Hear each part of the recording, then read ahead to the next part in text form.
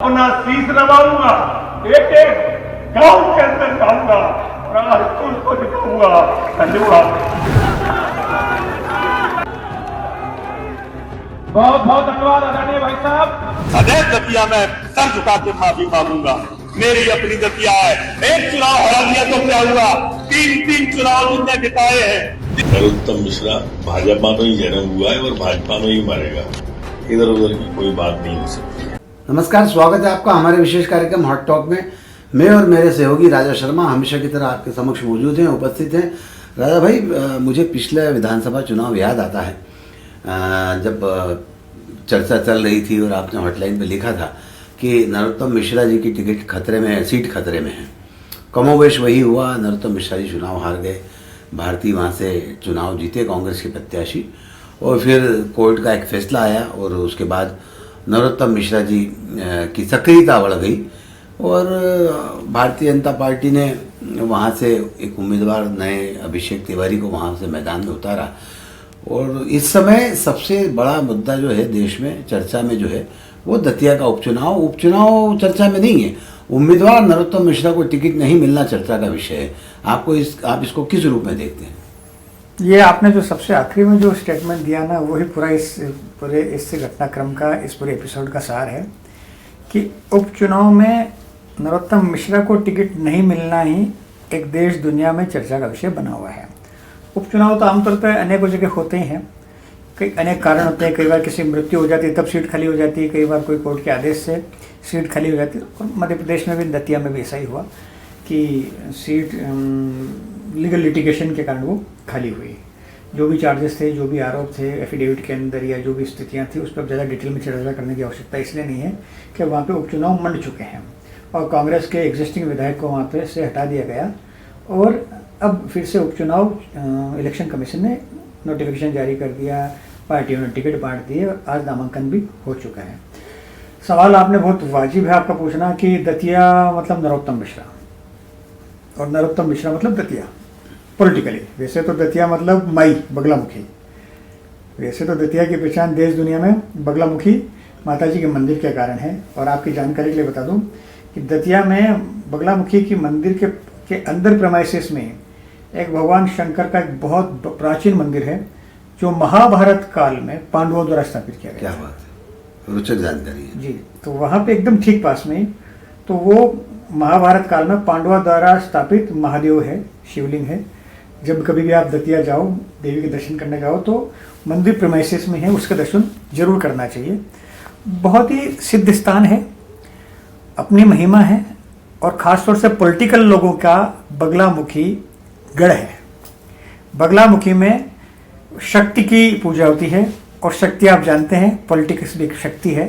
तो आमतौर पर वहाँ पे शक्तियों को लेकर कि शक्ति हमको प्राप्त हो, शक्ति हमारे हाथ से न जाए, इसलिए खास तौर से नेता, पॉलिटिशियन भगवती को मनाने पूजने जाते हैं।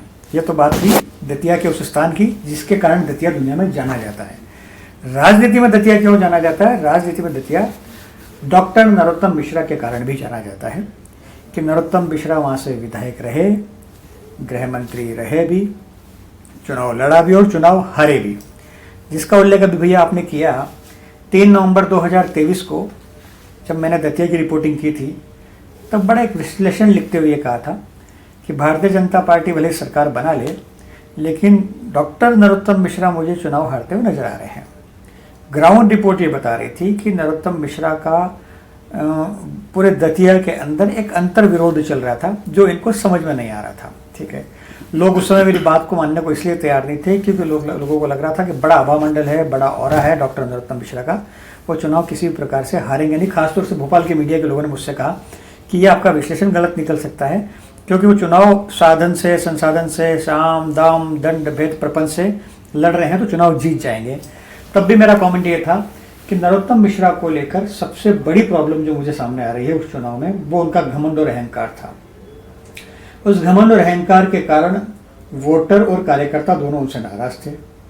जैसा मैंने कल लिखा, शायद आपने पढ़ा भी होगा, कि अपन इतिहास पर चर्चा करते हैं ताकि इस बात को और मजबूती से की जाए। ठीक है, जो भी व्यक्ति गृह मंत्री बने हैं, खासतौर से मध्य प्रदेश की बात कर रहा हूं मैं, जो भी व्यक्ति गृह मंत्री बने हैं उसके बाद उनकी दुर्दशा होना तय है। इसका सिंपल कारण समझ लीजिए, जब व्यक्ति गृह मंत्री बन जाता है ना, तो उसको एक जवान से लेकर डीजीपी तक की सलामी मिलती है, और वो धीरे धीरे उस हवामंडल में आ जाते हैं। वो अपने आप को मुख्यमंत्री से कम नहीं समझते हैं, वो जो भी व्यक्ति मुख्यमंत्री गृह मंत्री बनता है। एक परिस्थितियों के बाद, एक समय के बाद हालात ये हो जाते हैं कि आप अपने लोगों से दूर होने लगते हो, और रिवेंजफुल तरीके से कुछ लोगों पे मुकदमे दर्ज करवाते हो, और किसी के मुकदमे दर्ज होने भी नहीं देते हो, क्योंकि आपके पास होम मिनिस्ट्री का पावर होता है, तो पुलिस आपके अंडर में होती है, और सलामी ले लेकर आप इतने फूल के कुप्पा हो जाते हो कि आपको जमीन दिखना बंद हो जाती है। ये केवल मैं डॉक्टर नरोत्तम मिश्रा को लेकर नहीं कह रहा हूँ, मैं भी 10 नाम आपको गिनाऊंगा, उन सब के साथ भी ये दुर्दशा हुई है। तो वो स्थितियां नरोत्तम मिश्रा के साथ भी थी जब वो गृह मंत्री थे। गृह मंत्री के समय उनका अहंकार चढ़ चढ़ के बोल रहा था, एटीट्यूड जबरदस्त था, अति आत्मविश्वास था, घमंड था ही, और बॉडी लैंग्वेज में भी बड़ा एटीट्यूड से लग रहा था। तो दतिया वाला बेल्ट भी सभी एटीट्यूड के लोगों का ही है, ऐसा नहीं है कि लोग आपके एटीट्यूड को बर्दाश्त करेंगे, वहाँ तो सब तुर्रम खा बैठे हैं एटीट्यूड वाले। तो मोर और लेस 7-8 हज़ार जितने भी वोटों से चुनाव हार गए। अब आपने पूछा इस बार टिकट क्यों कटा। पहले तो हम इस तहकीकात पे जाते हैं कि चुनाव क्यों मंडा। चुनाव मंडने के पीछे भी नरोत्तम मिश्रा ने कागज पत्र इकट्ठे किए, एफिडेविट इकट्ठे किए, ये बताया गया कि जानकारियां जो है गलत दी गई, और अनेक कारणों से, टेक्निकल कारणों से ये बताया गया कि ये चुनाव वापस निरस्त होना चाहिए। मामला जुडिशरी में चला, एक समय के बाद कोर्ट से फैसले आए, आदेश होने के बाद, तो इसके जड़ में कौन थे? नरोत्तम मिश्रा। कागज तो वो निकाल कर लाए, क्योंकि उनको चुनाव लड़ना था, उनको विधायक बनना था। वो बेचैन हो रहे थे, छटपटा रहे थे कि मैं न विधायक हूँ न मंत्री हूँ, और करूँ क्या मैं। तो उसने उस पूरे सीट को खाली करवाने के लिए एक प्रकार का प्रपंच रचा। रचने के बाद कागजों के आधार पे अदालत का फैसला भी आया और चुनाव मंड गया। अब 2 बातें हो गई। पहला कि नरोत्तम मिश्रा ने ही ये पूरा घटनाक्रम कागज पत्र निकाल के लाए कि मेरे को चुनाव में टिकट मिलेगा। कार्यकर्ताओं की मीटिंग लेना शुरू की, बड़े स्तर पे कैंपेन चलाया, और माना जा रहा था कि नरोत्तम को ही टिकट मिलेगा। नामांकन पत्र भी खरीद लिया, नामांकन भी पत्र खरीद लिया था, ऐसा ये माना जा रहा था कि उनको टिकट मिलेगा। अब आप मुझे बताइए कि 2 चीजें हो जाती है। उसके बाद भारतीय जनता पार्टी आधार ये बताती है कि ग्राउंड सर्वे, ग्राउंड रिपोर्ट पे नरोत्तम की रिपोर्ट फेवरेबल नहीं थी, इसलिए हमने टिकट बदल दिया। ये तो सबको मालूम। बदलने के बाद जो हुआ वो आपने 3 दिन तक आपने भी देखा, दुनिया ने देखा, मैंने भी देखा कि दतिया के अंदर भारतीय जनता पार्टी के दफ्तर में वायलेंस हुआ, दफ्तर में ताले जड़ दिए गए, समर्थक और कार्यकर्ताओं ने हाईवे जाम कर दिया, मोदी से लेकर मोहन यादव तक के हाय के नारे लगे। आमतौर पर बीजेपी में इतना ओपन, इतना मुखर विरोध देखने में नहीं मिलता। बंद कमरे में बात हो जाती है, समझाइश दे दी जाती है, लेकिन देखिए 4-5 हज़ार लोग सड़क पे थे, प्रशासनिक अफसरों पे पथराव हुआ, लाठीचार्ज करना पड़ा, कलियों को चोट भी आई, अफसरों को भी चोट आई, तो वायलेंस हुआ। वायलेंस क्यों हुआ? क्योंकि नरोत्तम मिश्रा टिकट चाहते थे, नरोत्तम मिश्रा को टिकट नहीं मिला। नहीं मिलने का कारण बीजेपी ने तो बता दिया कि ग्राउंड रिपोर्ट उनके पक्ष में नहीं है, इसलिए नहीं मिला। इसके अनेक कारण हैं। एक कारणों से मुख्य कारण जो मैं समझता हूं, बीजेपी का अपने दलील है, मेरा ये मानना है पॉलिटिकल असेसमेंट के, कि नरोत्तम एक मुखरवादी नेता है, नरोत्तम एक आक्रामक नेता है। डॉक्टर मोहन यादव कभी नहीं चाहेंगे कि उनके आसपास भी कोई आक्रामक और मुखर नेता सदन में, सेशन में या मंत्री में या विधायक में रहे। ऐसा मेरा व्यक्तिगत रूप से फर्म मानना है कि मोहन यादव नहीं चाहेंगे कि आक्रामक लोग उनके आसपास रहें। इसी आक्रामक शैली के कारण डॉक्टर मोहन यादव ने कैलाश विजयवर्गीय को भी ठिकाने लगा दिया। आपने कहा कि डॉक्टर मोहन यादव ने कैलाश विजयवर्गीय जी को भी ठिकाने लगा दिया, पर कल तो वृक्षारोपण कार्यक्रम में दोनों शामिल थे और बहुत सहज दिख रहे थे। देखो, मैंने कल लिखा है, राजनीति में जो दिखता है वो होता नहीं, जो होता है वो दिखता नहीं है। मैंने ये भी कल लिखा है कि डॉक्टर मोहन यादव बोल रहे थे कैलाश जी के लिए तालियां बजाए, कैलाश जी बोल रहे थे डॉक्टर मोहन यादव के लिए तालियां बजाए। जनता तो तालियां बजा रहा, आप तलवारें निकाल के बैठे हो, हमसे तालियां पिटवा रहे हो, आप तलवारें खींच के बैठे हो। सबको मालूम है आपके अंदर कितना प्रेम चल रहा है। आपका लव लेटर चर्चा में है, दुनिया को मालूम है, आपका लव लेटर दुनिया ने बांच लिया है। आपके दोनों की युगल की प्रेम कहानियां सबको मालूम है कि आप कितने पेड़ पौधों के पीछे छुप छुप के मिल रहे हो और कितना आपका प्रेम है। तो ये सब बातें पब्लिक डोमेन में है, अब इसमें कोई बहुत ज़्यादा बात करने की आवश्यकता बची नहीं। कैलाश जी को खुद को अंदाज हो गया कि मेरी वॉइस और वैल्यू मौजूदा सरकार में जैसी विपक्ष की है वैसी मेरी है।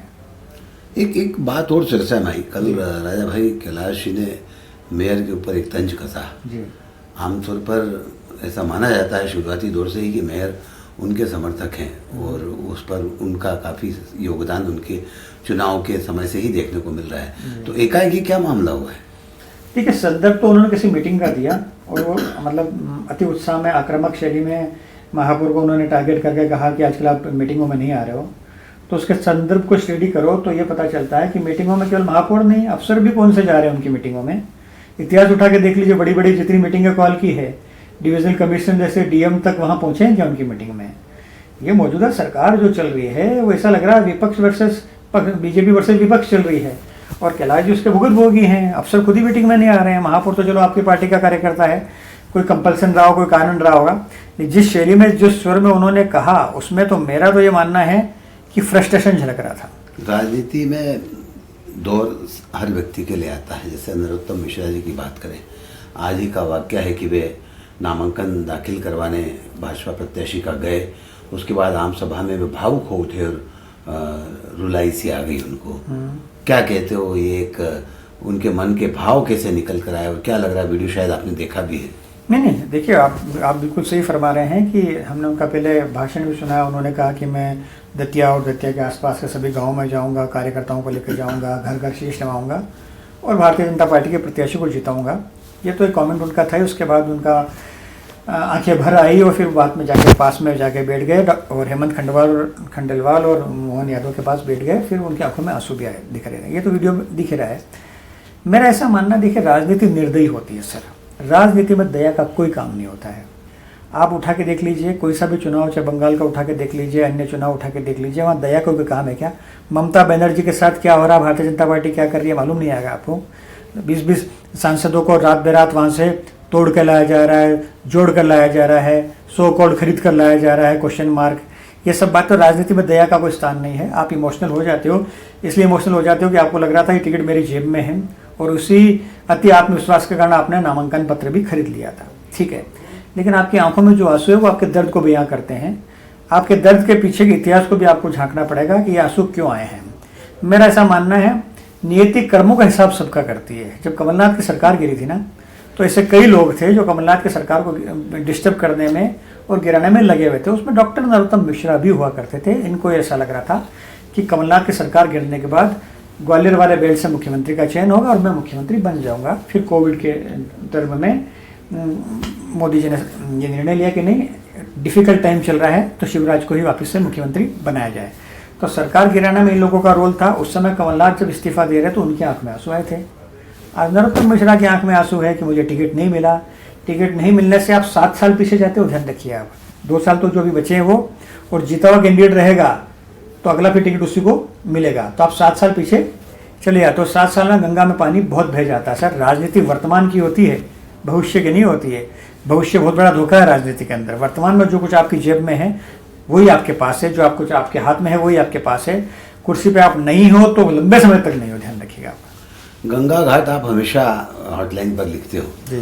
राजा भाई, पिछला बंगाल का चुनाव, इसके पहले वाला जो चुनाव था जिसमें ममता बनर्जी की पार्टी ने वहाँ बहुमत हासिल किया था और जो लोग टीएमसी छोड़कर भारतीय जनता पार्टी में शामिल हुए, जो जीते, उन सब लोगों को जिस तरह से आज भारतीय जनता पार्टी टीएमसी के लोगों को तोड़कर ला रही, वैसे ममता बनर्जी ने बीजेपी के लोगों को तोड़कर टीएमसी में लाया था। दबाव, प्रभाव और येन कैन प्रकरण सारे सब कुछ लोगों को इस्तेमाल करके। तो राजनीति में ये चीज़ कोई नई नहीं है। क्या बोलते हो आप? देखिए, टीएमसी वहाँ ऑलरेडी स्थापित है। भारतीय जनता पार्टी के कोई छुटपुट लोग चले गए हों, इसलिए चले गए हों कि अब दीदी की सरकार है, दीदी की सरकार में रहना है, तो फिर क्यों ना वापस दीदी के साथ ही चले जाएं। क्या होता है, राजनीति एक बहाव को हवा का रूप पहचान के की जाती है। ध्यान रखिए आप। ऐसा लगता है कि सरकार बदल रही है तो स्थापित पार्टी के लोग भी पार्टी छोड़कर चले जाते हैं। अभी आप डीएमके को देख लीजिए, तमिलनाडु में देख लीजिए, कितनी जगह कहा गया सदन में कि हमारी सीटिंग के अरेंजमेंट बदल दीजिए। ये वो सब वही लोग हैं जो साथ में बैठकर सरकार चला रहे थे।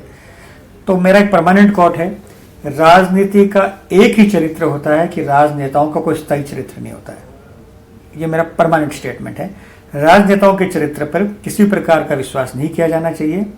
आज देख लिए भारतीय जनता पार्टी में, यदि आप दीनदयाल भवन में जाके देखोगे तो कांग्रेस से आए हुए अवसरवादी, दोगले और धोखेबाज नेताओं की लंबी लाइन पड़ी है, जो मंत्री भी हैं और भारतीय जनता पार्टी के समर्पित कार्यकर्ता आज भी दरी बिछा रहे हैं। एक आपने टीएमसी का जिक्र किया, तो मैं आपसे जानना चाहूँगा कि राज्यसभा में हाल ही में भारतीय जनता पार्टी में 3 उन लोगों को टिकट दी है जो टीएमसी में ही थे।